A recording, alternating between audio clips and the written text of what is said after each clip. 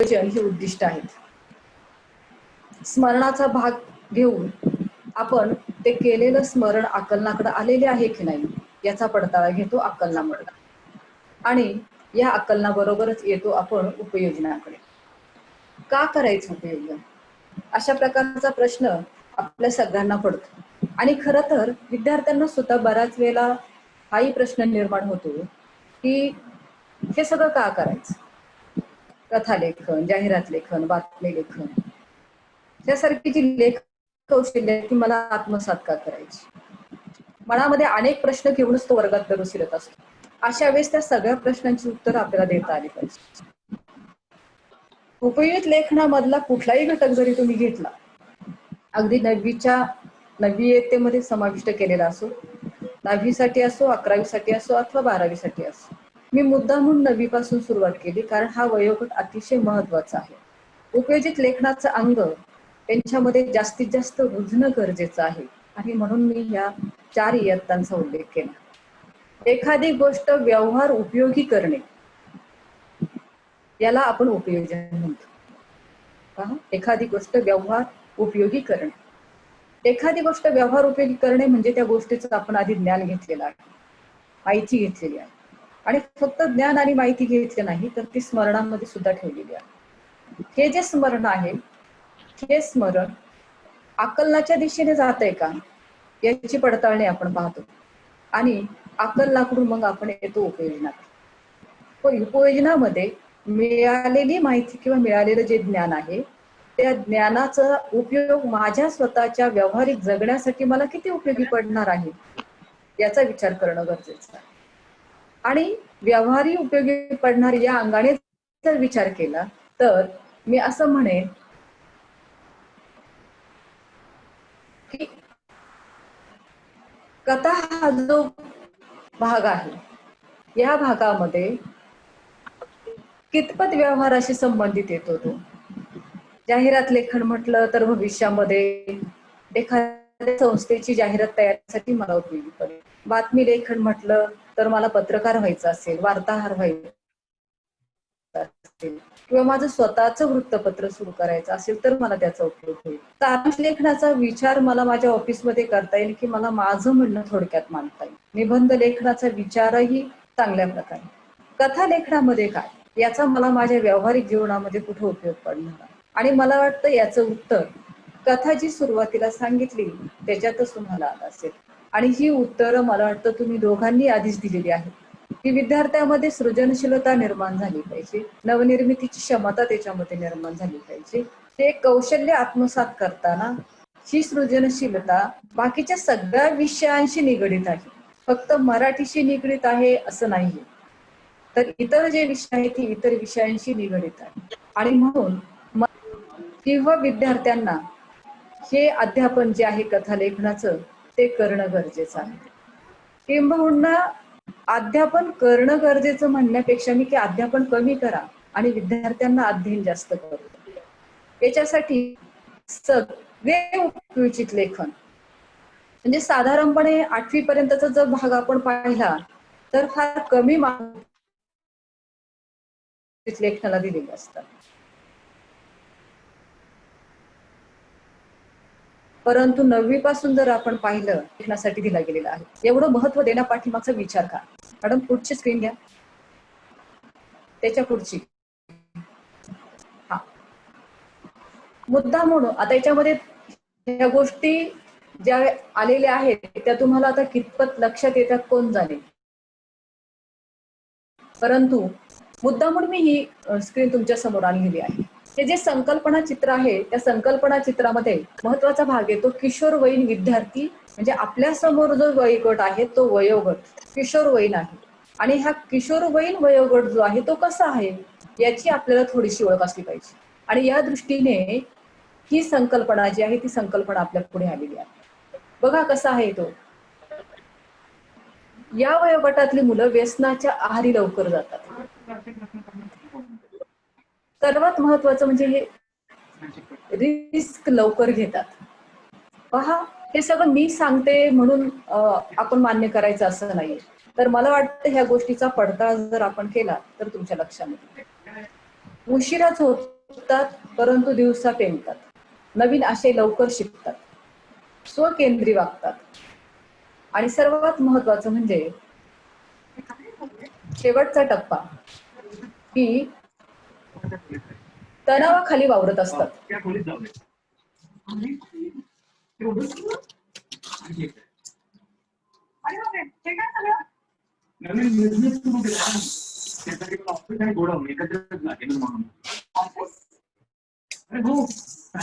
Hello madam, hello hello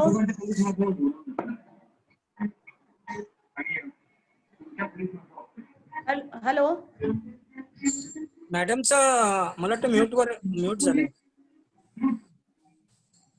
आवाज mute झाला. Madam ते अनम्यूट करा, तुमच्याकडून म्यूट झालंय. सोनाली हे काय झालं बघ ना.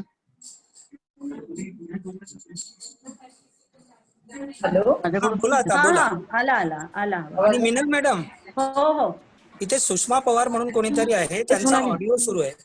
हा मी होस्ट नाही आहे पण मी करते. मी ऑल म्यूट करते. मॅडम परत चालू करा तुमचा नाही माईक. झालंय आता, ठीक आहे. नाही परत ऑल म्यूट कर.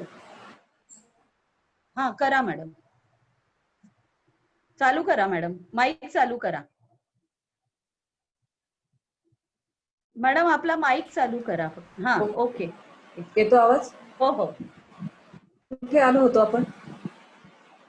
या सेकंड स्लाइड वरती मॅडम, बोला. ओके. उपयोजित लेखन म्हणून आपण त्याचा भाग पाहिला. मी सांगत असं होते की साधारणपणे 9वी, 10वी, 11वी, 12वी या 4 वर्गांसाठी मार्कांच्या दृष्टीने मोठा भारांश या 4 वर्गांसाठी उपयोजित लेखनाला दिलेला आहे. आणि तो देण्यापाठीमागचा उद्देश पाहण्यासाठी म्हणून मी मुद्दाम तुमच्या पुढे ही संकल्पना चित्र. कथा लेखनाचा हा भाग नाहीये, परंतु 1-2 मिनिटांमध्ये फक्त आपण याचा विचार करूया. किशोरवयीन विद्यार्थी आज आपल्या समोर आहे. हा किशोरवयीन विद्यार्थी कसा आहे याचा विचार करणं गरजेचं आहे. त्याची वैशिष्ट्ये आपल्याला माहिती असली पाहिजे. सर्वसाधारणपणे मानसशास्त्राने केलेलं जे निरीक्षण आहे ते निरीक्षण ह्या ठिकाणी मी नोंदवलेलं आहे की ही मुलं मित्रांच्या सानिध्यामध्ये किंवा इतर परिस्थितीमध्ये असल्यामुळे व्यसनाच्या आहारी लवकर जातात, रिस्क घेतात, उशिरा झोपणं आणि त्यामुळे साहजिकच दिवसा पेंगणं होतं, नवीन आशय लवकर शिकतात, स्वकेंद्री वागतात आणि सर्वात महत्वाचं म्हणजे की तणावाखाली असतात. अशा ह्या तणावाखाली असणाऱ्या मुलांसाठी आपण काय करणं गरजेचं आहे? आता व्यसनाच्या आहारी जातात तर त्यांना मग त्याच्यामधून बाहेर काढण्यासाठी काय करावं ही जाणीव असली पाहिजे. त्याचबरोबर काय अपेक्षित आहे, म्हणजे त्याचे परिणाम काय होतात, व्यसनाच्या आहारी गेल्यानंतर त्याचे परिणाम काय होतात हे आपणाला सर्वांना ज्ञात आहे. रिस्क का घेतात तर तात्कालिक आनंद लवकर दिसतो पण धोक्याचे परिणाम, दूरगामी परिणाम जे आहेत ते कळत नाही, कारण या वयामध्ये त्यांना स्वनियंत्रण नाही. उशिरा झोपणं आणि दिवसा पेंगणं याच्याबाबत आपण त्यांना ओरडत असतो, परंतु खरं तर त्यांची एक शारीरिक ठेवण झालेली असते. या वयामध्ये विशिष्ट प्रकारचे जे स्राव आहेत ते स्राव उशिरा सुरू होतात आणि त्याचबरोबर मोबाईल सारखी म्हणजे ही जी प्रसार माध्यम आहे किंवा कॉम्प्युटर याच्यामुळे उद्दीपन लवकर होतं. नवीन आशय लवकर शिकण्याचं कारण काय असतं तर मेंदूमधील जोडण्या ज्या आहेत त्या अतिशय झपाट्याने होत असतात. की मुलं स्वकेंद्री का वागतात तर इतरांच्या भावना समजून घेण्याचे केंद्र आतापर्यंत पूर्णपणे विकसित झालेले नसते. या प्रत्येक गोष्टीचा जाणीवपूर्वक शिक्षक म्हणून पण आणि पालक म्हणून पण आपण विचार केला पाहिजे. दुसरी गोष्ट अशी की तणावाखाली वावरत असतात याचं कारण सर्वात महत्वाचं असतं आणि ते म्हणजे स्वनियंत्रणाचा अभाव असतो. त्याचबरोबर मेंदूची जी क्रिया आहे त्या मेंदूच्या क्रिया त्यांच्या व्यवस्थित होत नसतात आणि त्यामुळं सतत तणावाखाली ही मुलं असतात. आता यावर आपण उपाय काय करू शकतो ही सर्वात महत्वाची गोष्ट आहे. या सगळ्या गोष्टींसाठी एकच आहे की या विचारांना, या सगळ्या गोष्टींना त्यांच्या फाटा देऊन त्यांचं व्यक्त होणं, म्हणजे व्यसनाच्या आहारी जात असतील तर जाण्याची कारण शोधणं आणि त्यांना त्यापासून वळवणं. कारण शोधल्यानंतर अधिकच इथं शब्द आपल्याला साथ देतात आणि म्हणून इथं उपयोजित लेखन महत्वाचं आहे. तात्कालिक आनंद लवकर दिसतो, परंतु त्याचे दूरगामी परिणाम माहिती होत नाहीत आणि म्हणून त्याचा विचार करणं गरजेचं असतं. अशा ह्या सगळ्या गोष्टींचा विचार आपण यामध्ये करणं गरजेचं आहे. म्हणूनच कथालेखन हा जो भाग आहे ह्या भागाचा आपल्याला विचार करायचा आहे. मॅडम पुढची स्क्रीन.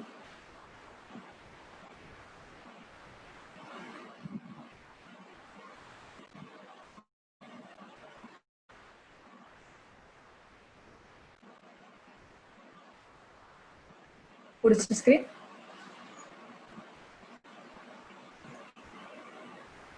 ओके. कथालेखन हा भाग आपण म्हणत असू की आता ही मुलं 10वीत आलेली आहेत किंवा 9वी पासून आम्ही कथालेखनाला सुरुवात केलेली आहे, तर असं नाहीये. हा जो कथालेखनाचा जो भाग आहे तो इयत्ता 1ली पासून आहे. मुद्दा मी पाठीमागं का जाते ते नीट लक्षामध्ये घ्या. इयत्ता 1ली पासून तर 8वी पर्यंत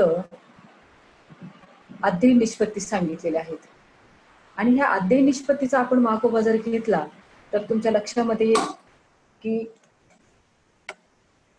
हा जो अध्यापनाचा भाग आहे तो भाग 1लीमध्ये जसा दिलेला आहे तसाच तो 5वीमध्ये आहे. मी मुद्दाम फक्त टप्पे घेतलेले आहे ते नीट लक्षामध्ये घ्या. मध्ये नाही असं नाहीये, परंतु त्या टप्प्यावरती ती कशा प्रकारे तयारी झालेली आहे ही आपल्याला ज्ञात असली पाहिजे. म्हणजे माझ्याकडे आलेला जो विद्यार्थी आहे तो विद्यार्थी आता या कौशल्याच्या बाबतीमध्ये किती तयार झालेला आहे हे मला ज्ञात असलं पाहिजे, की जेणेकरून माझ्या अध्यापनाचा आरंभ बिंदू मला माहिती असला पाहिजे. आणि तो आरंभ बिंदू पाहण्यासाठी किमान आपण 1ली पासून ह्या अध्ययन निष्पत्ती जर पाहिल्या तर आपल्या लक्षामध्ये येईल का कुठलंही कौशल्य शिकवत असताना किंवा सांगत असताना किंवा त्याच्याकडून ते तयार करून घेत असताना तो कुठं आलेला आहे त्या कौशल्याच्या बाबतीमध्ये. कथालेखन या कौशल्य 1लीच्या बाबतीत पाहिलं तर पहा अध्ययन निष्पत्ती काय आहे त्यानुसार त्याला कशा प्रकारे त्याची तयारी झाली आहे. चित्रातील व चित्रमालिकातील घडणाऱ्या घटना, कृती आणि पात्रांना एकसंधपणे गोष्टी रूपात समजून घेऊन त्याचा आनंद घेतात. प्रिंट मिस्टेक काय असतील तर कृपया समजून घ्या. आता हीच अध्ययन निष्पत्ती 5वीमध्ये काय आहे तर ऐकलेल्या वाचलेल्या साहित्यातील विनोदी, साहसी, सामाजिक विषयांवरील विषय, घटना, चित्र, पात्र व शीर्षक याबाबत चर्चा करतात, प्रश्न विचारतात, आपले मत देतात, तर्क करतात व निष्कर्ष काढतात. मला वाटतं कथालेखनाच्या काही बाजू आपल्याला ज्ञात आहे, त्याच्यावरून तुम्हाला अंदाज येईल की कथालेखनासाठी किंवा कथेमध्ये असणारे जे काही घटक आहेत त्या घटकांचा संपूर्णपणे उहापोह या अध्ययन निष्पत्तीमध्ये केलेला आहे. आणि मग पुढे 8वीला जेव्हा तो विद्यार्थी येतो तेव्हा अपरिचित घटना, प्रसंग आणि परिस्थितीची कल्पना करतात आणि याबाबत मनात तयार होणाऱ्या प्रतिमा व विचार याबद्दल सांगतात आणि लिहितात सुद्धा. 5वीमध्ये लिहितात असं म्हटलेलं नाहीये, परंतु याचा अर्थ लेखन थांबले असं पण नाही. 1लीमध्ये लेखन हा भाग जरी आलेला नाही तरी त्या सगळ्या गोष्टीचा विचार करून त्याने आपलं जे मत आहे ते मत त्या ठिकाणी व्यक्त केलेलं आहे. मग अगदी ते वाक्यांच्या स्वरूपामध्ये सुद्धा असू शकतं. आणि 10वीमध्ये आल्यानंतर तो काय करतोय तर दिलेल्या विषयामध्ये स्वतःच्या विचारांची, कल्पनांची भर घालून दर्जेदार लेखन करतो. पहा लक्षात येते का कसं टप्प्याटप्प्याने ह्या ठिकाणी गेलेला आहे तो विद्यार्थी. एक उदाहरण म्हणून आपण ह्या ठिकाणी घेऊया. मॅडम पुढची स्क्रीन.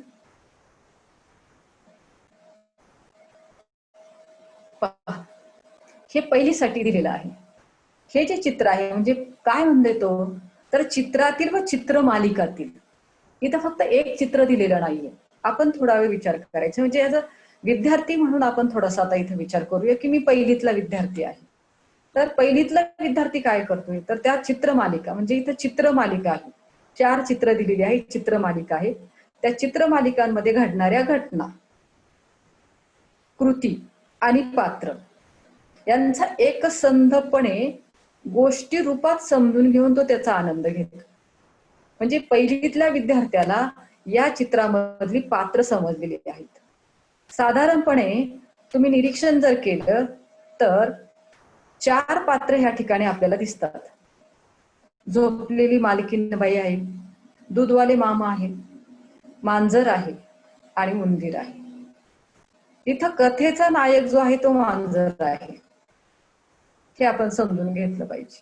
पहिलीतला विद्यार्थी ह्या ठिकाणी फक्त 4ही चित्रांची त्याने वाक्यामध्ये वर्णन जरी केलं तरी ते त्याच्या दृष्टीने खूप झालं.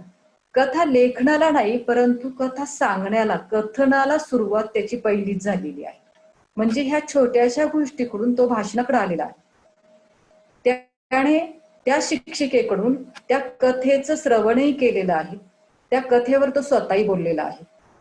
आणि पुढे आता श्रवण, भाषण आणि त्याचबरोबर पुढे वाचन. दुसरीमध्ये आल्यानंतर तो एकत्रित तो विचार करतोय. तिसरीमध्ये अपेक्षित काय आहे तर तो त्याच्यावर बोलतोय.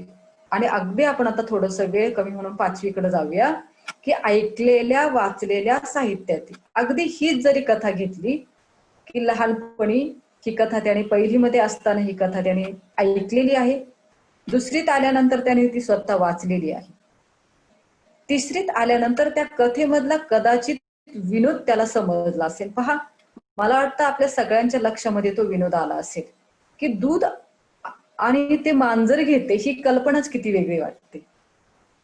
ही कल्पना आली. सर्वात महत्वाचं म्हणजे मालकीनबाई झोपलेले आहेत. जे मालकीनबाई झोपलेले असताना मांजर दूध घ्यायला जातं. त्यानंतर जर पाहिलं तर दूध घेतल्यानंतर उंदीर पुढे आलाय आणि त्या उंदराच्या मागे जाता जाता दुधाचं पातेलं सांडलेलं आहे. 5वीमध्ये आलेला विद्यार्थी ह्या सगळ्या गोष्टींचा म्हणजे त्या चित्राचा विचार करतोय, विषय घटनेचा विचार करतोय, त्याच्यामधल्या पात्रांचा विचार करतोय आणि आता तो त्याला शीर्षकही लिहिणार आहे. अगदीच खूप मोठं शीर्षक देईल असं नाहीये. बावळं मांजर, मूर्ख मांजर वगैरे असं काहीही म्हणेल, परंतु त्याने जे म्हटलेलं आहे ते चूक असणार नाहीये.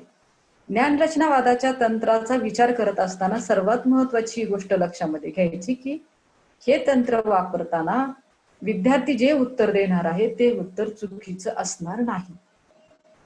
आणि म्हणून तो काय बोलतोय याच्याकडे फक्त लक्ष असतं. अर्थात हा सगळा विचार 5वीतल्या त्या शिक्षकाने केलेला आहे. आता माझ्याकडे तो विद्यार्थी 8वीला आलेला आहे. आता याच चित्राचा विचार करत असताना याच्यामध्ये कुठलीही घटना अपरिचित नाहीये, परिचित घटना आहे, माहिती आहे त्याला, परंतु ती त्याच्या बाबतीमध्ये घडलेली नाही किंवा त्याच्या समोर घडलेली नाही. त्या घटनेची फक्त कल्पना केलेली आहे आणि म्हणून तिला अपरिचित घटना म्हणायची. म्हणजे असं होऊ शकत नाही घरामध्ये की घरातलं मांजर दूध घ्यायला जाते. हा, आहेत अगदी प्राणी पेपर आणून देतात, बॉल आणून देतात वगैरे, परंतु ह्या गोष्टी होऊ शकणार नाही आणि त्यात परत मांजर दूध घेणं हे होणार नाही. म्हणून ही अपरिचित घटना आहे, पण कल्पना मात्र केलेली आहे. कथा लेखनाची सुरुवातच मुळात कल्पनेतून झाली पाहिजे. म्हणजे त्याच्या प्रतिभा शक्तीचा विकास अशा छोट्या छोट्या गोष्टीतून जर आपण केला. तुम्ही म्हणाल कदाचित की मग 10वीच्या विद्यार्थ्यांना चित्र देऊन कथा लिहायला सांगायची का? मला वाटतं 10वीच्या विद्यार्थ्यांना नाही, परंतु किमान 9वीच्या विद्यार्थ्यांना तरी द्यायला काहीच हरकत नाही. हा, आता जो 8वीला विद्यार्थी आहे तो जेव्हा 10वीत येणार आहे तेव्हा तो ह्या सगळ्या प्रक्रियेतून जाणार आहे. अध्ययन निष्पत्तीचा त्याने अभ्यास केलेला असणार आहे. म्हणजे अध्ययन निष्पत्तीच्या अंगाने त्या शिक्षकांनी त्याचं अध्यापन केलेलं असणार आहे. त्या टप्प्याटप्प्याने तो कथा लेखनाचं कौशल्य शिकणार आहे आणि शिकलेला आहे. त्यामुळं त्या विद्यार्थ्यांना म्हणजे आता 8वीला असणाऱ्या विद्यार्थ्यांना तुम्हाला हे सगळं करावं लागणार नाही, परंतु आता 9वीमध्ये आणि 10वीमध्ये असणाऱ्या ह्या विद्यार्थ्यांना जर तुम्ही केलं तर ते कौशल्य अधिक आत्मसात होऊ शकतं. मग ही अपरिचित घटना, काय प्रसंग झालेला आहे? इथं प्रसंग 2 आहेत. प्रसंग 1 पहिला की मांजर दूध घेते. दुसरा प्रसंग आहे की दूध घेऊन ते आतमध्ये निघालेलं आहे तर त्याला उंदीर नजरेस पडला. आणि आता तिसऱ्या प्रसंगामध्ये काय झालेलं आहे, मांजर कसं डोक्याला हात लावून बसले हे तुमच्या लक्षात आहे. हा प्रसंग, परिस्थितीची कल्पना विद्यार्थ्याला आलेली आहे का आणि याबाबत त्याच्या मनामध्ये आता कोणकोणत्या प्रतिमा तयार झालेल्या आहेत. इथं पात्र जरी 4 असली तरी आता त्या पात्रांना तुम्हाला नावं देता येतील आणि याबद्दल तो त्या सगळ्या गोष्टी सांगतोय आणि फक्त सांगतोच असं नाही तर लिहितो. आता पहिलं लेखन त्याचं कसं असेल तर अगदी वाक्यांमध्ये लिहू द्या. 8वीतला विद्यार्थी जर असेल तर तो फक्त त्याचा घटनाक्रम असावा, त्याने त्याप्रमाणे लिहावा. दुसऱ्या होतोय पण ते पाहणार. 10वीमध्ये आले विद्यार्थी दिलेल्या विषयामध्ये स्वतःच्या विचारांची, कल्पनांची भर घालून त्याला पुनर्लेखन ह्या गोष्टीचं करता आलं पाहिजे. म्हणजे या टप्प्याने आपण या कथा लेखनाकडे जात आहोत. मॅडम पुढची स्क्रीन. आणि म्हणून आता हे फक्त अध्ययन निष्पत्तीच्या बाबतीमध्ये सांगितलं. पाठ्यपुस्तकामध्ये कथेचे अध्यापन करताना म्हणजे कथा लेखन हे कौशल्य विद्यार्थ्यांना आत्मसात झालं पाहिजे. त्याच्यासाठी सुरुवात आपल्या अध्यापनापासून झाली पाहिजे. आणि आपलं अध्यापन आपण जेव्हा सुरू करतो तेव्हा आपल्याला ह्या सगळ्या गोष्टीचं ज्ञान असलं पाहिजे, किंबहुना ते तुम्हाला सगळ्यांना आहेच आहे. पण फक्त एक उजळणी घ्यायची म्हणून मी फक्त ह्या ठिकाणी सांगते. कथा म्हणजे काय हे आपल्याला माहिती असले पाहिजे. का बरं? 10वीत आलेला विद्यार्थी किंबहुना अध्ययन निष्पत्तीचा मागोवा जर तुम्ही घेतला तर 5वी पासूनच या साहित्याचे जे संबोध आहेत, मग कथा असेल, कादंबरी असेल, चरित्र, हे संबोध 5वी इयत्तेपासूनच त्यांना ते स्पष्ट करायचे आहेत. एवढी तयारी अपेक्षित आहे. म्हणजे आपल्याकडे 9वीला आलेला जो विद्यार्थी आहे तो त्या विद्यार्थ्याला कथा या संबोधाची पूर्णपणे कल्पना आलेली आहे. अशा वेळेस त्या संबोधाची कल्पना आलेली जर असेल तर आपल्याला त्याचा पडताळा घ्यायचा आहे की कथा म्हणजे नेमकं काय हे त्याला ज्ञात आहे का. तो तुमच्या अध्यापनाचा आरंभ बिंदू असेल. मग अगदी ढोबळमानाने केलेली व्याख्या आहे, कमीत कमी पात्र प्रसंगाच्या साह्याने साधलेला एकच एक साहित्य क्षेत्रांतर्गत कलात्मक अनुभवाचा गद्य आकृतीबंध. भाषा थोडीशी जड वाटेल कदाचित, परंतु ह्या सगळ्या शब्दांचा परिचय आपल्याला आहे. कमीत कमी पात्र. कथा लेखनाच्या दृष्टीने आपल्याला हा विचार करायचा. भरमसाठ पात्र कथेमध्ये आली म्हणजे कथा खूप चांगली होते असं नाहीये, याची जाणीव त्या विद्यार्थ्याला व्हावी. कमीत कमी पात्रामध्ये तो प्रसंग कशा प्रकारे फुलवत न्यायचा याची जाणीव त्याला असावी. मग तो प्रसंग काय आहे ते माहिती असावे. याच्या साह्याने साधलेला एकच एक साहित्य क्षेत्रांतर्गत असलेला, साहित्य क्षेत्रांगत असलेला म्हणजे इतर साहित्य त्याला माहिती असली पाहिजे आणि त्याची तुलना करता आली पाहिजे. खरं पाहिलं तर कादंबरी आणि कथा या दोन्हींची तुलना करताना बराचसा गोंधळ विद्यार्थ्याचा होतो. आपला नाही होणार, परंतु विद्यार्थ्याचा होतो की तिकडेही कथानक आहे, इकडेही कथानक आहे, मग तिकडं कादंबरी का म्हणायचं आणि इकडं कथा का म्हणायची. हा थोडासा कळत न कळत जाता जाता जर परिचय आपण त्यांना किंवा त्यांची फरक जर त्यांना जाणून जर दिला तर कथा म्हणजे नेमकं काय हे त्यामध्ये लक्षात येईल. कलात्मक अनुभव आहे तो आणि तो गद्य आकृतीबंध आहे. आकृतीबंध का म्हटलेला आहे त्याला की एकत्रित बांधायचे, अनेक घटकांना घेऊन एकत्रित त्याची बांधणी करायची आणि म्हणून त्याला आकृतीबंध म्हटले. मग अनेक घटक म्हणजे कोणते? तर एक कथानक आपल्याला असलं पाहिजे, आपल्याकडे तयार घटना असली पाहिजे, पात्र असली पाहिजे, त्याच्यासाठी एक विशिष्ट प्रकारची वातावरण निर्मिती, त्याच्यासाठी मांडणी, भाषा शैली, लेखकाचा हेतू, हेतूनुसार पात्रांची संख्या आणि मानवी जीवन दर्शन. 8वी पासून आपण ज्या कथांचं अध्यापन केलेलं आहे त्या कथांचं अध्यापन करताना फक्त कथानक करणं म्हणजे कथन करणं, अतिशय सुंदररित्या तुम्ही ती कथा घेत असता. आपण कथन करतो, त्यानंतर ह्या सगळ्या गोष्टी सांगतो, परंतु हे सगळं सांगत असताना ह्या सगळ्या घटना म्हणजे मला वाटतं हे तुमच्याकडे असावं आणि विद्यार्थ्यांना हे घटक देऊन कथानक काय आहे, कथेमध्ये कोणती घटना घडलेली आहे, पात्र कोणकोणती आहेत, कथेचं वातावरण काय आहे, कशी मांडणी केली, भाषा शैली कशी वापरली आहे, लेखकाचा हेतू काय आहे नेमका, ह्या सगळ्या गोष्टींचे प्रश्न विद्यार्थ्यांना विचारावेत, त्यांच्याकडून ते वदवून घ्यावेत आणि मानवी जीवन दर्शन कशा प्रकारे घडलेलं आहे त्या कथांमध्ये.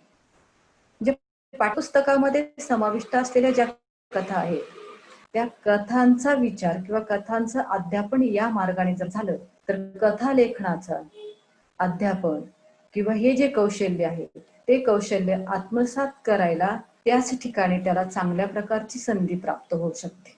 आणि म्हणून अध्यापन करताना आपली याप्रमाणे तयारी असावी, किंबहुना ती असतेच.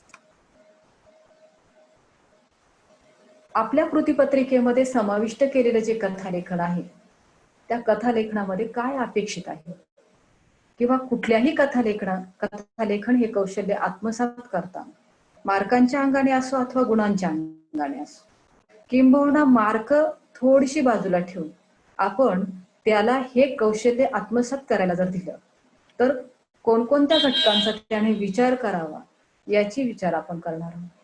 कथेच्या प्रारूपामध्ये काय सांगणं अपेक्षित आहे, कथा भूतकाळात असणं ही सर्वात महत्वाची गोष्ट आहे. कथेला आपल्याला शीर्षक देता आलं पाहिजे, किंबहुना ते आधीच मनात तयार असलं पाहिजे. आणि नक्की आपण त्याच्यामधून कथेमधून काय बोध देणार आहोत, काय संदेश देणार आहोत वाचकाला, ही जाणीव कथा लेखकाला असली पाहिजे.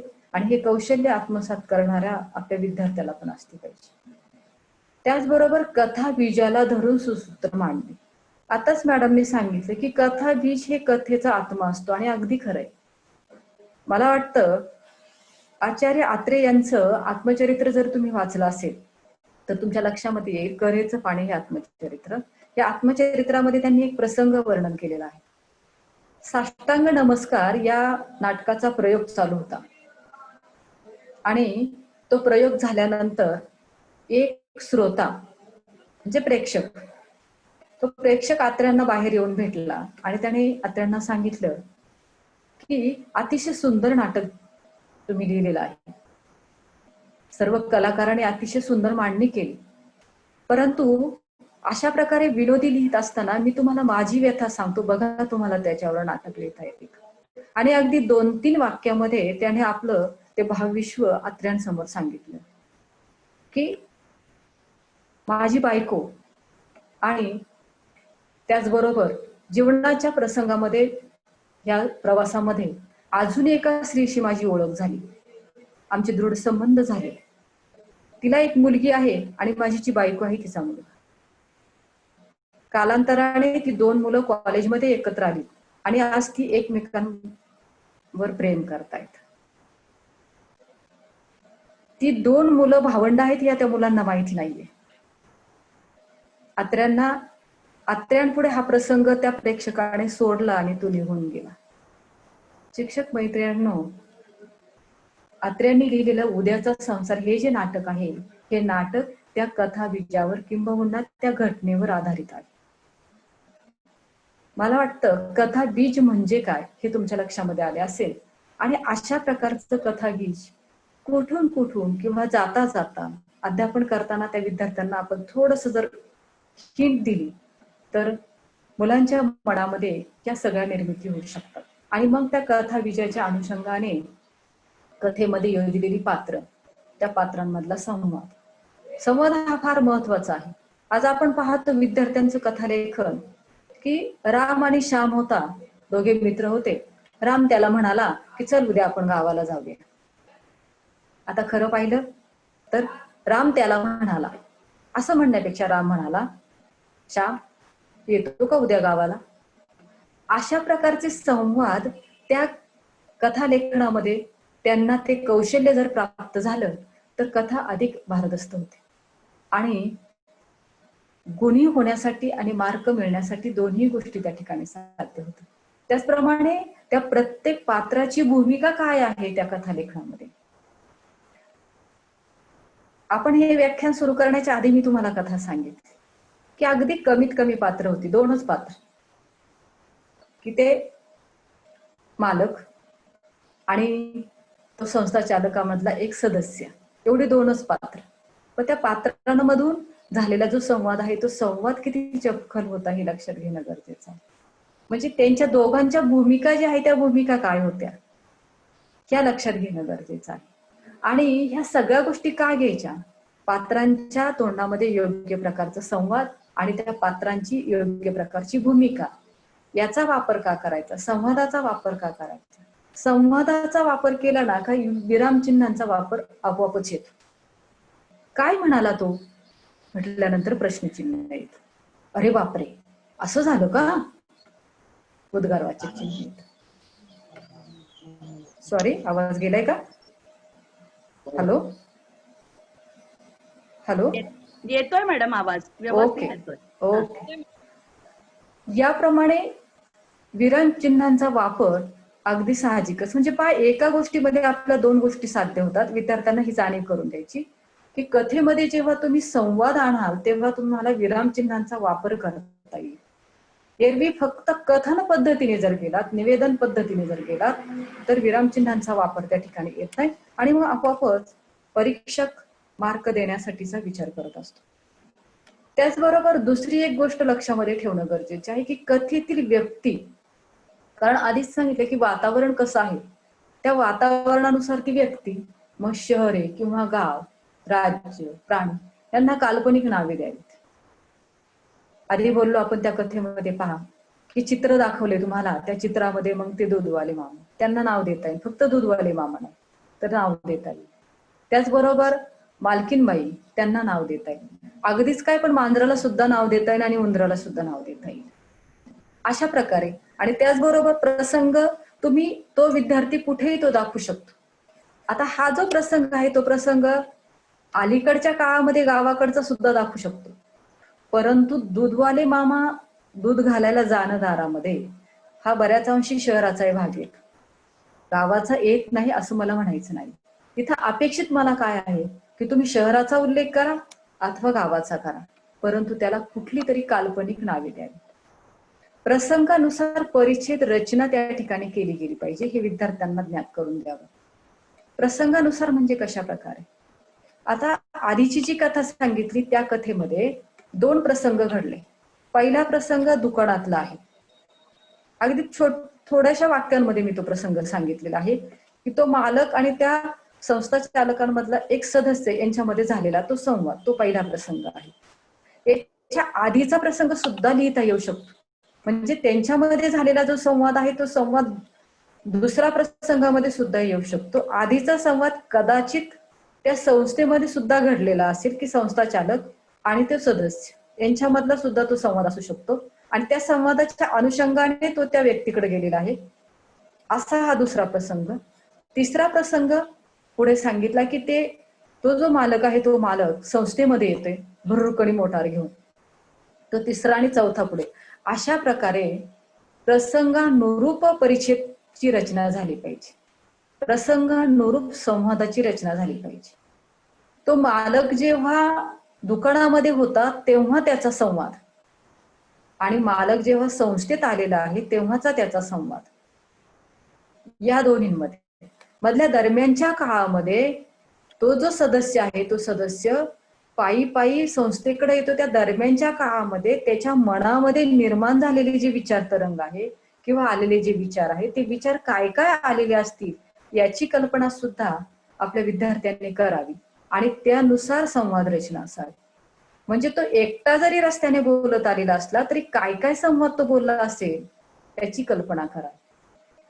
मांजराला उंदीर समोर दिसल्यानंतर काय बोलला असेल मांजर याची कल्पना करा.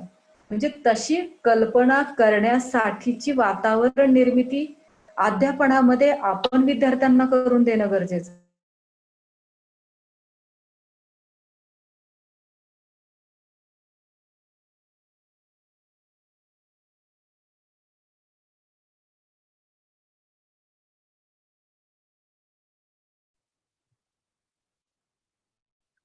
Hello hello madam.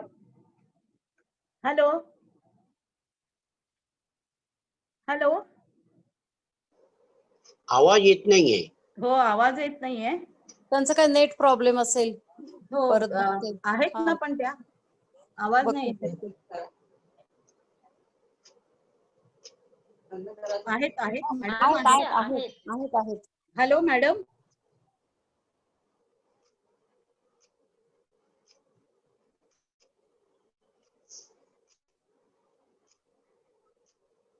हॅलो.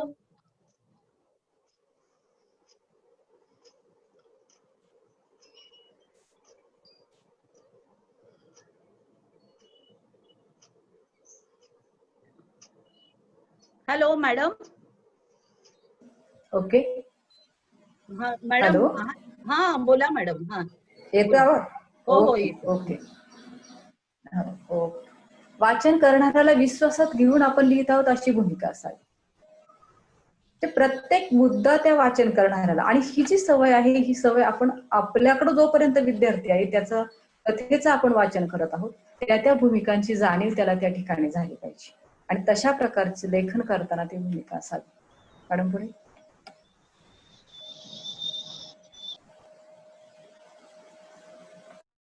आता कथा लेखनामध्ये आपल्याकडं मूल्यमापनामध्ये ज्या कथा दिलेल्या आहेत त्याच्यामध्ये नियोजित कृती तुम्हाला सगळ्यांना ज्ञात आहे. मी फक्त या ठिकाणी स्पष्टशा सांगते की कथा बीजावरून कथा लेखन, कथा बीज दिलं जाईल.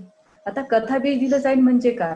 अगदी 2 ओळीमध्ये तुम्हाला तो प्रसंग किंवा छोटीशी घटना सांगितली जाईल विद्यार्थ्यांना, त्याच्यावरून त्याने ती कल्पना केली पाहिजे. शीर्षकावरून कथा लेखन, याच्यासाठी कथेची मध्यवर्ती कल्पना आपल्याला असली पाहिजे. दिलेल्या शब्दावरून कथा लेखन आणि अपूर्ण कथा पूर्ण करणे. अपूर्ण कथा पूर्ण करणे यामध्ये आपल्याला सर्वांना ज्ञात आहे की पूर्वार्ध दिला असेल तर उत्तरार्ध लिहायचा आहे, आणि उत्तरार्ध दिला असेल तर पूर्वार्ध लिहायचा आहे. मॅडम पुढची स्क्रीन, हे आपल्या सगळ्यांना माहिती आहे. आता याबाबत फक्त मी सांगताना काय म्हणेल की हे जे सगळ्या कृती दिलेल्या आहेत त्या कृती विचारात घेताना आपण विद्यार्थ्यांकडून काय करणं अपेक्षित आहे. वरील सगळे घटक विचारात जर घेतले तर प्रत्यक्ष कथा लेखन करत असताना त्या घटकाला अनुसरून काय विचार विद्यार्थ्याने केला पाहिजे, आणि तशा प्रकारचा विचार त्या विद्यार्थ्याने केलेला आहे का. कथा बीज दिलेला असेल तर त्या कथा बीजाचं आकलन झालेलं आहे का, ही सर्वात महत्वाची बाब. म्हणजे ऍज अ परीक्षक म्हणूनही तुमचं निरीक्षण झालं पाहिजे, आणि विद्यार्थ्यांना मार्गदर्शन करतानाही तुमच्या मनामध्ये हा विचार आला पाहिजे की याप्रमाणे तो गेलेला आहे का. मुद्द्यांवरून जर गोष्ट असेल, लेखन करायचं जर असेल तर ते मुद्दे विचारात घेतले पाहिजे. सर्वात महत्वाचं म्हणजे दिलेले मुद्दे 2-3 वेळा त्याने वाचावेत, काळजीपूर्वक त्याचं वाचन करावं. त्याचबरोबर पूर्वार्ध किंवा उत्तरार्ध जर दिला असेल तर त्याचंही वाचन चांगलं करावं. आता सर्वात महत्वाचं म्हणजे अपूर्ण कथा पूर्ण करणे. यामध्ये पूर्वार्ध दिलेला आहे, पूर्वार्धामध्ये कथा बीज आलेला आहे का, त्या कथा बीजाचा अगोदर विचार करा. त्याच्यावरून आपल्याला शीर्षक तयार करता येईल का, त्याचा विचार करा. पूर्वार्धामध्ये किंवा उत्तरार्धामध्ये पात्र आलेली आहेत का, जर आलेली नसतील तर आपल्याला ती पात्र घालावी लागतील. पात्र आलेली असतील तर पात्रांना नावं दिलेली आहेत का, जर दिलेली नसतील तर ती नावं द्यावी लागतील. आणि ह्या सगळ्या गोष्टीचा विचार त्या विद्यार्थ्याने करणं अपेक्षित आहे. सराव घेताना या सर्व गोष्टींचा विचार त्यांना करायला लावला पाहिजे. अगदी 10वीत आल्यानंतर लगेचच आता ही अपूर्ण कथा दिलेली आहे आणि पूर्ण करा, नाही असं नका करू. अगदी वेळ लागला ना तरी चालेल. किंबहुना मी असं म्हणेन की उपयोजित लेखन, आता हा सगळा प्रसंग यावर्षी आपल्या डोळ्यासमोर उभा राहिलेला आहे म्हणून आपण हे सगळं करू शकत नाही, परंतु ही परिस्थिती काही कायमस्वरूपी राहणार आहे असं नाही. जून मध्येच किंबहुना मला तरी वाटतं की 10वीचे वर्ग तुमचे एप्रिल मे मध्ये सुरू होतात. उपयोजित लेखनाचा हा सगळा भाग जर सुरुवातीला घेतला या टप्प्याने की अगदी चित्रापासून सुरुवात करायची, चित्र किंवा चित्रमालिका या सगळ्यांपासून सुरुवात जर केली तर फार फार तर 15 दिवस तुम्हाला या टप्प्यापर्यंत विद्यार्थ्याला आणायला वेळ लागेल. आणि त्या टप्प्याने जर गेला तर एकंदरीतच पूर्णपणे की आता हा भाग दिलाय आणि करा तयारी असं नाही. या टप्प्याने जर गेलात तर चांगल्या प्रकारे तयारी होऊ शकेल. आणि म्हणून पूर्वार्ध आणि उत्तरार्ध जर असेल तर त्याच्यामध्ये पात्र दिली असतील तर त्यांना नावं द्यावीत.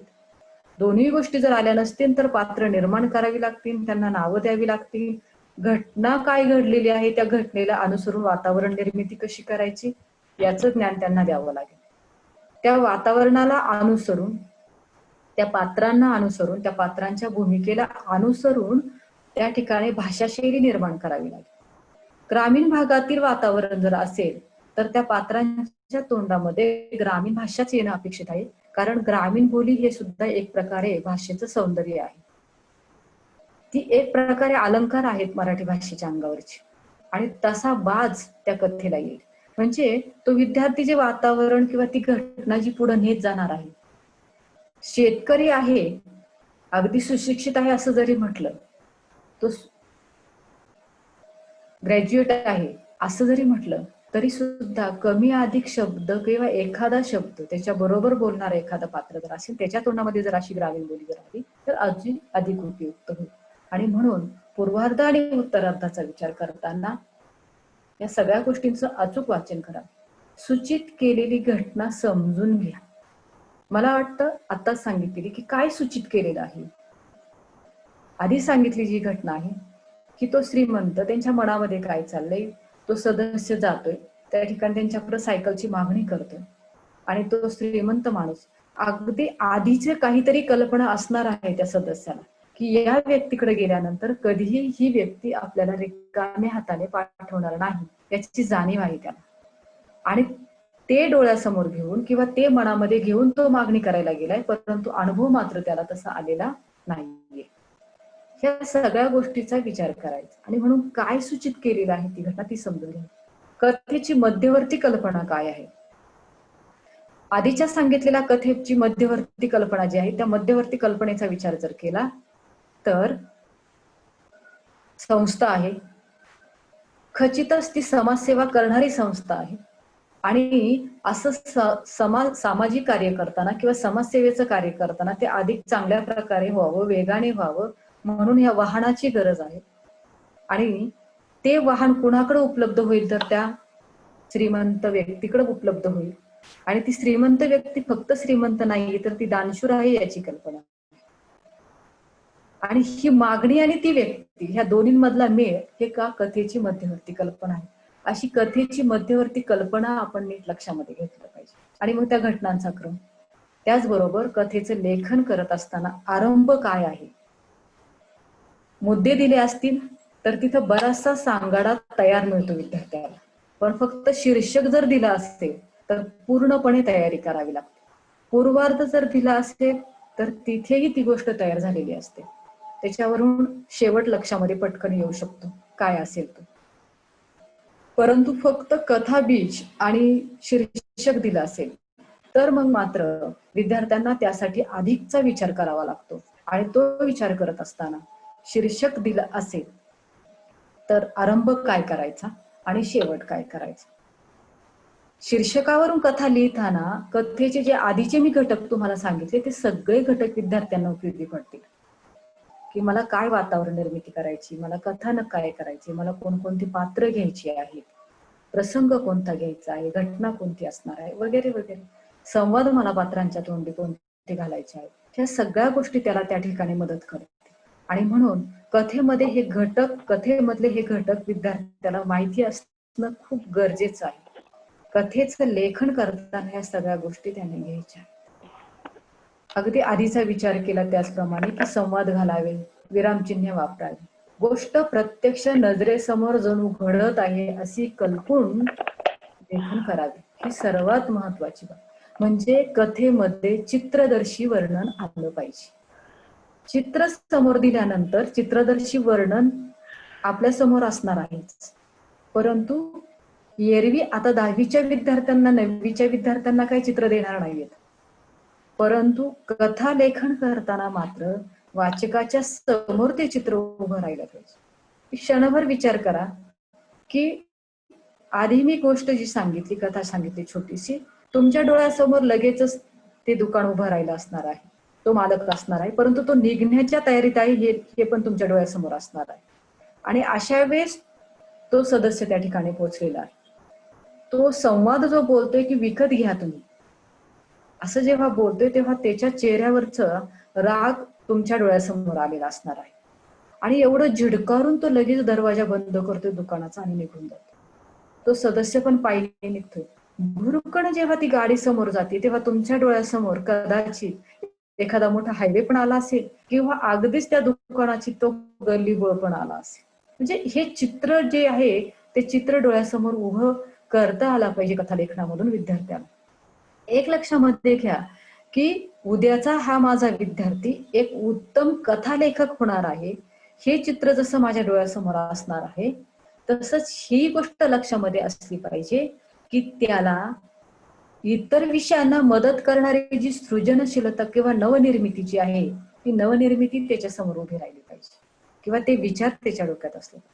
3-4 किलोमीटरचं अंतर तुडवत तो त्या दुकानापर्यंत गेला आणि परत 3-4 किलोमीटरचं अंतर तुडवत तो परत आपल्या संस्थेकडे आलेला आहे, असा विचार करत असताना त्या विद्यार्थ्याच्या मनामध्ये जातानाचे 3-4 किलोमीटर आणि येतानाचे 3-4 किलोमीटर कळत न कळत थोडासा गणिती विचारही त्याच्या मनामध्ये येऊन जावा आणि ही व्यावहारिक बाजू त्याला समजावी, ही जाणीव त्यामध्ये निर्माण झाली पाहिजे आणि ते ज्ञान त्या ठिकाणी असावं. अशा प्रकारच्या कल्पना त्या ठिकाणी असाव्या. पुढे आता हे सगळं करत असताना मग काय केलं पाहिजे? सर्वात महत्वाचं की प्रत्येक पाठाचं अध्यापन झाल्यानंतर मी असं म्हणेन की उपयोजित लेखनामधला प्रत्येक घटक मला माझ्या प्रत्येक पाठावर घेता आला पाहिजे आणि तशा प्रकारचे पाठ्य घटक आपल्या पाठ्यपुस्तकामध्ये समाविष्ट केलेले आहेत. असं का करायचं? तर याच्यामधून 2 गोष्टी साध्य होतात. एक, कथालेखन हे जे कौशल्य आहे ते कौशल्य आत्मसात होतं. एक नवनिर्मिती त्याच्या मनामध्ये निर्माण होते, सृजनशीलता निर्माण होते.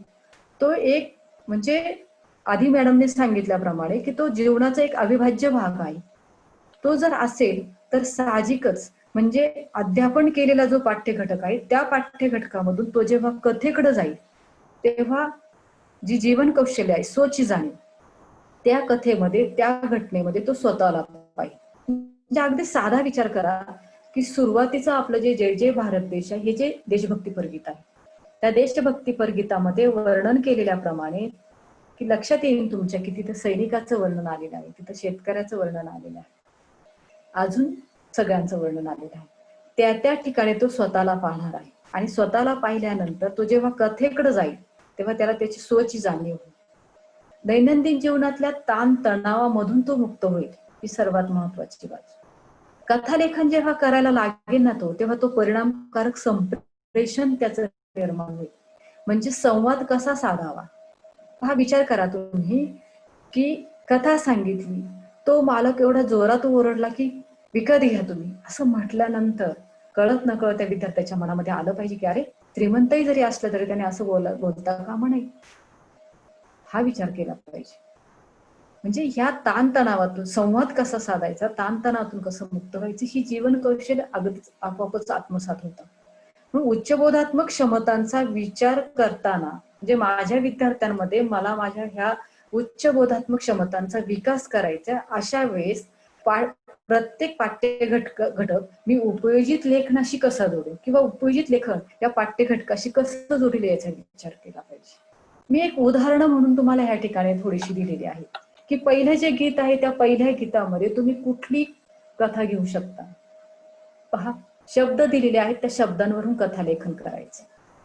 युद्ध, मित्र, शेतकरी, सैनिक, शिक्षक आणि देशप्रेम. कथेचे जे घटक आहेत त्या घटकांपैकी कोणकोणते घटक या ठिकाणी आलेले आहेत पहा आणि राहिलेले कोणते घटक त्या ठिकाणी घालायचे. इथं नाही म्हटलं तरी युद्ध म्हटलं का प्रसंग तुमच्या डोळ्यासमोर आलेला आहे.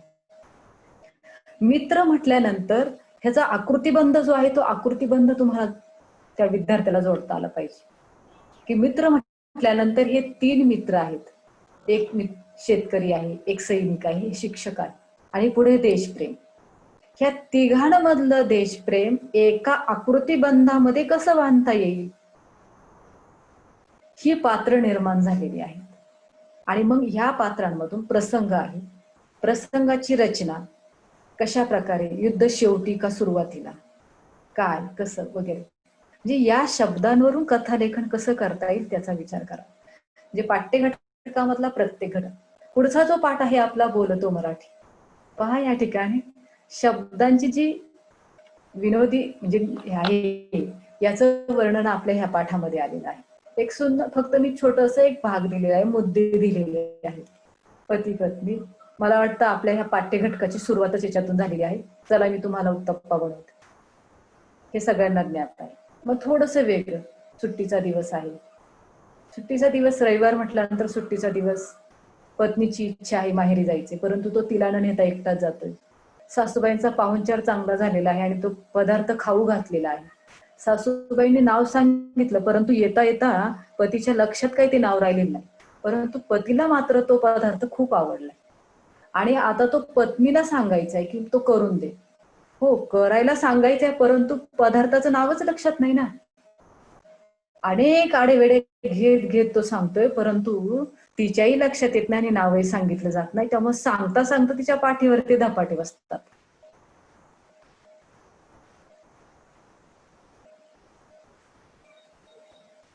आणि या याच्यामध्ये तो ते धपाटे बसता बसता ती म्हणते, अगदी मारून मारून माझ्या पाठीचं दिरडं केलं.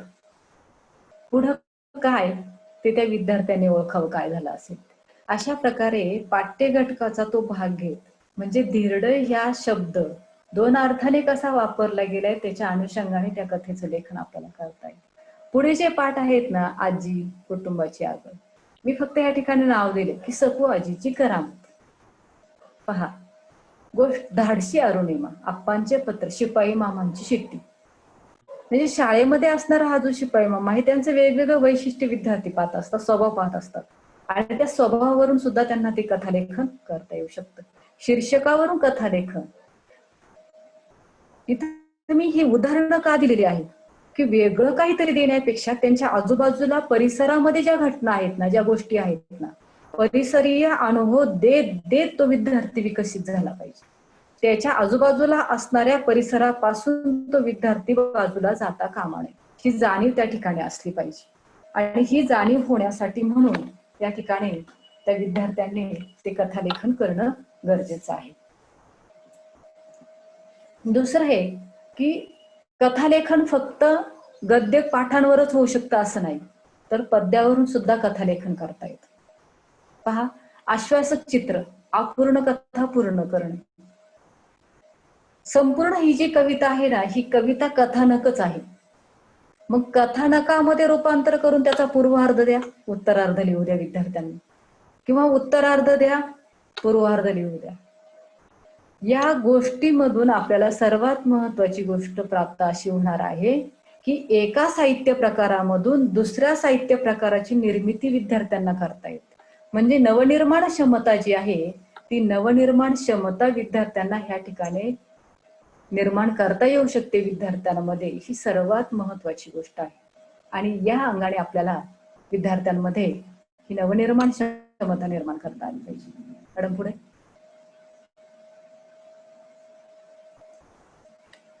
धन्यवाद. काही जास्त झालं असेल तर कमी करून घ्या आणि कमी झालं असेल तर पूर्त करून घ्या. धन्यवाद. नाही नाही, खूपच छान मॅडम, अप्रतिम. धन्यवाद, खूप खूप धन्यवाद. आपल्याला काही टेक्निकल बाजू असतात त्या सांभाळून पुढे जावं लागतंय. रोजच काही ना काहीतरी आम्हाला अडचणी येत आहेत अशा, पण करतोय, चाललंय आमचं म्हणजे असं. खूप छान चाललेलं आहे, काहीच हरकत नाही. थँक्यू, आता धन्यवाद. मग थोडासा वेळ ठेवला, हा. 10-15 मिनिटाचे, की जेणेकरून काही कुणाच्या शंका जर असतील तर त्यांनी अवश्य नक्की विचारावी. नक्की नक्की. हो. अप्रतिम मॅडम, कथेला विशिष्ट कालक्रमाने घडलेल्या घटनांचे बनलेले कथानक असते. ज्यांच्या संदर्भात या घटना घडल्या ती पात्रे असतात. ज्या स्थळी आणि काळी त्या घडल्या तो स्थळकाळ असतो. त्या घटनांशी संबंध अशा भाववृत्तीने निर्माण केलेले एक वातावरण असते. निवेदक कोण, घटनांशी संबंधित असलेली एक व्यक्ती की एक तिराईत व्यक्ती, यामुळे अगदी स्वाभाविकपणे निश्चित झालेली निवेदन शैली असते. पात्रांच्या व घटनांच्या परस्पर संबंधातून निर्माण झालेले ताण, संघर्ष, गुंतागुंतही असतात. त्यांचा उत्कर्ष बिंदू असतो आणि कथेच्या शेवटी एका अर्थाने त्यांचा उपशमही होत असतो. एका विशिष्ट स्थलकाली पात्रांच्या परस्पर संबंधातून घडलेल्या घटनांचे एका दृष्टिकोनातून केलेले चित्रण म्हणजे कथा. आदरणीय नंदा मॅडम यांनी अतिशय सुंदर प्रकारे आज मार्गदर्शन केले आहे. खूप खूप धन्यवाद मॅडम. आभारासाठी मी आमंत्रित करते सुनीता गोळे मॅडम यांना. सुनीता गोळे. नमस्कार मॅडम. बऱ्याच जणांनी मॅडमना तज्ञ मार्गदर्शक म्हणून ऐकलेलं आहे आणि खरोखर मधाळ वाणीच्या, शांत स्वभावाच्या आणि अतिशय व्यासंगी अशा तज्ञ मार्गदर्शिका आजच्या व्याख्यानासाठी 29व पुष्प गुंफण्यासाठी आज आपल्याला लाभलेले आहेत डॉक्टर नंदा भोर मॅडम. आणि आपण पाहिलं की सुरुवातीपासूनच अनेक बारकाव्यानिशी आपला हा जो कथालेखनाचा भाग आहे तो त्यांनी आपल्याला सोपा करून दिला. आणि हा जो हेच त्यांचं खासियत आहे, विशेष आहे की कोणताही घटक मॅडम जेव्हा स्पष्ट करतात तेव्हा तो फक्त तेवढ्याच भागापुरता मर्यादित न राहता अनेक त्याचे कंगोरे जे आहेत ते आपल्याला उलगडलेले दिसतात. त्यांनी अगदी 5वी पासून 10वी पर्यंत कसा त्याचा संबंध आहे तो जोडला आणि सर्वच विद्यार्थ्यांना आणि शिक्षकांना मला वाटतं त्याचा उपयोग आता होणार आहे आपलं अध्यापन करताना. आणि खरोखर नंदा मॅडमने आपल्यासाठी मुंबईच्या या आंतरजालासाठी त्यांच्या व्यस्त वेळामधून सुद्धा आपल्याला वेळ दिलेला आहे आणि तो वेळ आपल्यासाठी निश्चितच खूप उपयुक्त असणार आहे. मॅडम, तुम्ही आम्हाला वेळ दिलात आणि या विषयाचं खूप सोप्या पद्धतीने आपल्या ओघवत्या वाणीने तुम्ही मार्गदर्शन केलं. मुंबई मराठी अध्यापक मंडळातर्फे मी तुमचे खूप खूप आभार मानते. आणि त्याचबरोबर इझी टेस्टचे ज्यांच्यामुळे हा कार्यक्रम सर्वांपर्यंत पोहोचतोय, पुतळा सर, त्यांचेही मी आभार मानते. त्याचबरोबर आज विशेष म्हणजे आपल्या या आंतरजालावर शिक्षण सेवेचं व्रत घेऊन सुद्धा ते पूर्ण काम करून इतरही सामाजिक कार्यामध्ये जे कार्यरत आहेत ते म्हणजे RSPचे सर्व वीर आणि वीरांगना, त्यांचंही या सर्व आंतरजालातर्फे मुंबई मराठी अध्यापक संघातर्फे मी खूप खूप आभार मानते. आणि आंतरजालासाठी या व्याख्यानासाठी मार्गदर्शन घेण्यासाठी जे सर्व शिक्षक बंधू भगिनी या ठिकाणी उपस्थित आहेत त्यांचे देखील सर्वांचे खूप खूप आभार.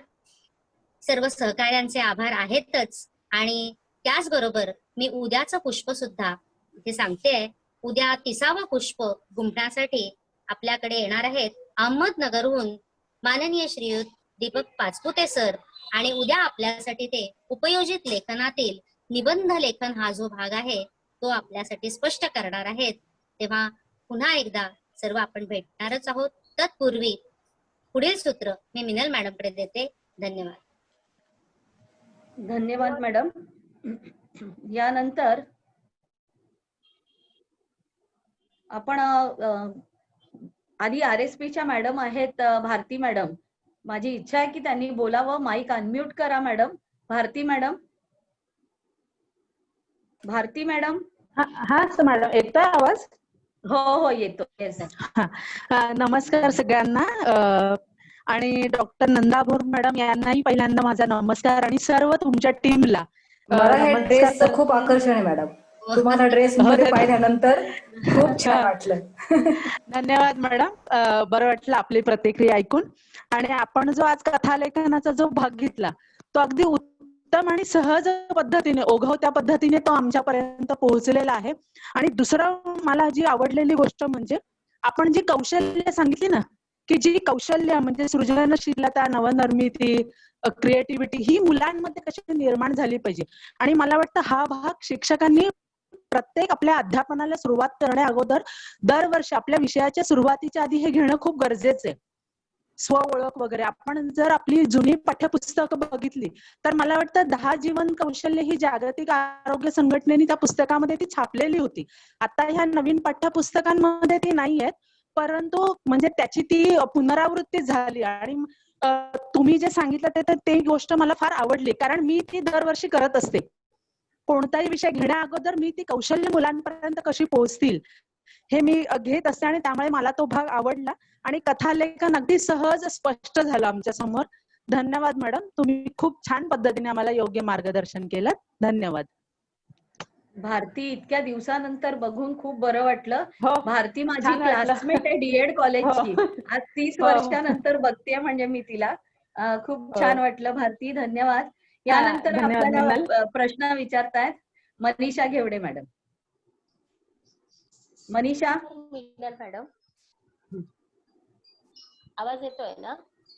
हो येतोय. हा, नमस्कार नंदाताई. हो नमस्ते. आजचा पाठ खूपच छान झाला. मला एक फक्त प्रश्न विचारावासा वाटतोय की आजकाल मुलांना बऱ्याचदा सांगितलं की शीर्षक लिहा, तात्पर्य लिहा, तरी ते लिहित नाहीत. मग बोर्डाच्या परीक्षेत देखील मग जर मुलांनी अशा प्रकारे शीर्षक तात्पर्य लिहिलं नाही तर त्यांचे मार्क कमी करायचे का? म्हणजे त्यांची कथा अतिशय सुंदर असली अशा परिस्थितीत. आणि जे परिच्छेद आपण आपल्याला अपेक्षित असतात संवादाच्या स्वरूपात, साधारण एक 4-5 आपण म्हणतो की परीक्षेत मुलांनी तयार करावेत. पण मग दर वेळेला ते डबल इन्व्हर्टेड कॉमा अवतरण चिन्ह असतं, तर त्याचाही वापर करणं गरजेचंच आहे, कारण त्याच्यात वेळ पण भरपूर जात असतो उपयोजित लेखनात. तर त्या संदर्भात आम्हाला मार्गदर्शन झालं तर खूप आनंद होईल. धन्यवाद. धन्यवाद मॅडम, खूप छान प्रश्न विचारला तुम्ही. पण पहा, मंदिर किती सुंदर बांधलं तरी कळसाशिवाय शोभा नसते त्याला. आणि शीर्षक हे त्या कथेचं कळस असतो. संपूर्ण कथा, आता आपण सगळेजण परीक्षक आहोत, तुमच्यापैकी काही जण नियामक म्हणून पण काम करत असतील, काही जण चीफ मॉडरेटर म्हणून पण काम करत असतील. कथेचं शीर्षक वाचल्यानंतर विद्यार्थ्याने काय लिहिलेलं आहे लगेच आपल्या लक्षात येतं. म्हणजे शीतावरून भाताची परीक्षा असं आपण जे म्हणतो ते त्या ठिकाणी. कारण आपण आपल्या मनामध्ये अगोदर समजा शब्द जर दिले असतील तर आपल्या मनामध्ये ऍज अ परीक्षक म्हणून आपण एक कथानक तयार केलेलं असतं, बरोबर. दुसरं की मुद्द्यावरून गोष्ट असेल तर तिथे बराचसा सांगाडा मिळालेला असतो, त्यामुळे आपलंही कथानक तयार झालेलं असतं. आणि आपणही आपल्या मनामध्ये काही ठराविक अशी शीर्षक त्या कथेला तयार केलेली असतात. त्यापैकी एखादं शीर्षक आलं की आपण लगेच आपल्याला कल्पना येते की हा योग्य दिशेने चाललेला आहे. आणि म्हणून शीर्षक हे फार महत्वाचं आहे. दुसरी महत्वाची गोष्ट की शीर्षक हे कथेचा सारांश आहे. मला जे काही खूप सांगायचे ना ते मला कमी शब्दामध्ये सांगता येते, हे सर्वात महत्वाचं. आता मग अशी मी आपल्या याच्यामध्ये व्याख्यानामध्ये की चित्र दाखवलं आणि चित्रामध्ये तुमच्या लक्षात आलं अशी की शेवटच्या चित्रामध्ये असं दिसतंय की मांजर उंदराच्या पाठीमागे लागलंय आणि इकडं उंदराच्या पाठीमागे लागल्यामुळे दूध सांडलंय आणि उंदीर पण पळून गेलाय. या कथेला तुम्ही काय शीर्षक द्याल किंवा याच्यावरून तुम्हाला कोणती म्हण आठवली?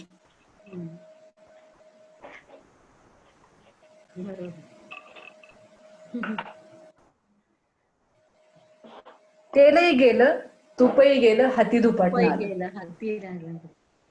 बरोबर. म्हणजे कसं आहे, आपल्याला इथं कथा लेखन करून त्यांना फक्त मार्कांच्या दिशेने न्यायचं नाहीये, तर त्यांना हे संदेश पण मिळाले पाहिजेत कथेमधून. ही सर्वात महत्वाची बाब आहे की जेणेकरून भविष्यामध्ये त्यांना ते उपयोगी पडले पाहिजेत. मी मुद्दामून 2 कथा या ठिकाणी बरोबरीने घेतल्या व्याख्यान देत असताना, ते यासाठी की एक अगदी उच्च बोधात्मक क्षमतेकडे नेणारी आहे आणि एक अगदी विनोदी, म्हणजे त्याच्यावरून एक आनंद मिळावा म्हणून. चित्रांवरून जर म्हटलं तर फक्त त्यामध्ये आनंद आहे पण बोध पण आहे. आणि पुढची जी कथा की मी तुम्हाला पूर्वार्ध दिलाय, उत्तरार्ध तुम्ही सांगायचं आहे, ती त्याच अर्थाने दिलेली आहे. आता मी दुसरं असं म्हटले की संवाद म्हटल्यानंतर विरामचिन्ह का वापरायची, तर ते लेखन कौशल्य किंवा त्या विरामचिन्हांची विद्यार्थ्यांना ओळख आहे का आणि योग्य ठिकाणी ते वापरतात का. 10वीला आलेला विद्यार्थी येतो आणि विरामचिन्ह तो पहिलीपासून शिकलेला आहे, हे तुम्हाला ज्ञात असेल. गेली 10 वर्ष त्या ज्या घटक तो अनुभवते त्याची ओळख त्याला झालेली आहे का. कथा लेखनाचं कौशल्य म्हटल्यानंतर फक्त त्याचीच चाचपणी होते असं नाही. आणि विरामचिन्ह बरंच काही सांगून जातात. जे विरामचिन्ह कुठलं वापरलेलं आहे त्या विरामचिन्हावरून त्या बोलणाऱ्याचा काय उद्देश आहे ते समजतं. मी आज मेथीची भाजी केली, साधं विधान आहे. मी आज मेथीची भाजी केली आणि विरामचिन्ह.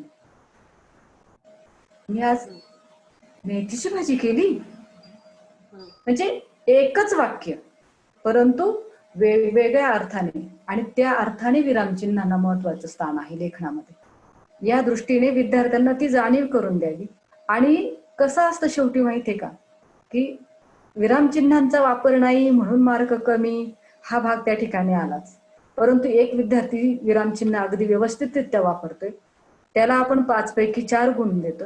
आणि दुसरा विद्यार्थी फक्त कथानक पुढे घेऊन गेलेला आहे, विरामचिन्हांचा वापर आलेला नाही, असं असतानाही आपण त्याला 4 मार्क देतो.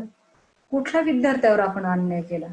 एकाला सावरताना आपण दुसऱ्यावर अन्याय केला, अन्याय केला. ते होता कामा नये. आणि त्याची जाणीव त्याला आपल्या शाळेमध्ये म्हणजे वर्षभरामध्ये जे पेपर आपण चेक करतो तिथेच त्याला झाली पाहिजे, की इकडे याला 4 मार्क आहेत, 5 मार्क आहेत, कारण हे सगळ्या गोष्टी त्यामध्ये आलेल्या आहेत, तुला मात्र हे आहेत कारण तू हे सगळं केलेलं नाही. ती त्याला ती सवय लागावी. एक लक्षामध्ये घेणं गरजेचं आहे. राष्ट्रीय शैक्षणिक धोरणाचा अभ्यास आपण सगळ्यांनी केलेला असणार आहे. 5वी पर्यंत आता मराठी कंपल्सरी आहे हे तुम्हाला ज्ञात झालेलं आहे आणि 8वी पर्यंत ती आलेली आहे. 11वी 12वीला माझ्या विद्यार्थ्याने मराठी हा विषय घेतलाच पाहिजे, यासाठी त्याची ही सगळी पूर्वतयारी झाली पाहिजे आणि स्वयंअध्ययनाकडे त्याची वाटचाल व्हावी या दृष्टीने ह्या सगळ्या गोष्टी त्याच्या झाल्या पाहिजे. हा, अगदीच तो कुठंतरी इकडं जर सरकत असेल तर आपण देणारच आहोत त्याला पास करण्यासाठी, ही अंतर्गत बाब झाली. पण तरी सुद्धा त्याची जाणीव मात्र विद्यार्थ्यांना व्हावी. धन्यवाद मॅडम. धन्यवाद मॅडम, खूप खूप धन्यवाद. सुनीता, आपल्याला 4:30 झालेले, तुम्हाला मीटिंग एंड करावी लागणार आहे. लक्षात आलं? कथेचा शेवटी सांगते मी. हा, कथेचा पूर्वार्ध सांगितला, तुम्ही मनामध्ये काय उत्तरार्ध केलेला आहे तो पहा. 3-4 किलोमीटर अंतरावर तो जो सदस्य आहे तो होता. मघाचे शेठजी त्या संस्थेबाहेर पायी पायी चालत निघालेले दिसले. दाराशी संचालक बाहेर त्यांना पोचवायला जात होते. संचालकांनी या कार्यकर्त्याला पाहिल्यावर म्हटले, पहा हे उदार शेठ, त्यांनी ही मोटार आपल्याला देऊन टाकली. शेठजी या मघाच्या अपमानित कार्यकर्त्याकडे वळून हात जोडीत म्हणाले, मला क्षमा करा, मगाशी मी व्यापारी होऊन व्यवहार बोललो, पण परत घराकडे येताना व्यवहार संपला होता. माणुसकीने संस्था पाहिली, सायकल ऐवजी मोटारच दिली. मस्त, खूपच छान. धन्यवाद. म्हणजे बरेच जणांनी बराच वेगळा विचार सुद्धा याच्यामध्ये केला असेल. खूपच छान, धन्यवाद मॅडम. आणि अशा प्रकारे म्हणजे अखंड लेक्चरभर तुम्ही आम्हाला आधी पहिल्यांदा ती कथा सुरुवातीला सांगितली आणि तीच डोक्यामध्ये होती की शेवट नक्की काय असेल याचा एक क्युरिओसिटी, उत्सुकता मनामध्ये होतीच. खूपच छान मॅडम. पुन्हा कुतूहल एकदा ही शोधाची जननी आहे मॅडम. हो हो, कुतूहल नक्कीच, ही नक्कीच. शोधाची जननी आहे आणि आमचा विद्यार्थी आता शास्त्रज्ञ सुद्धा झाला पाहिजे. त्याच्यासाठी कथालेखन हे फार महत्वाचं आहे. नक्कीच, अगदी अगदी अगदी. ओके, धन्यवाद. धन्यवाद मॅडम, खूप खूप धन्यवाद. पुन्हा एकदा सर्वांचे मनापासून आभार. ज्यांनी ज्यांनी आम्हाला या उपक्रमासाठी प्रोत्साहन दिले त्यांच्या ऋणात राहायला नेहमीच आवडेल. आजचे सत्र आपण इथेच संपवित आहोत. अशीच नेहमी साथ द्या, असाच नेहमी हात द्या आणि पुन्हा या उपक्रमास उद्या नक्की भेट द्या. धन्यवाद मॅडम, धन्यवाद. धन्यवाद. धन्यवाद मॅडम. धन्यवाद भारती, भेटू. हो हो, नक्की भेटू. Nanda madam, thank you very much. धन्यवाद. मी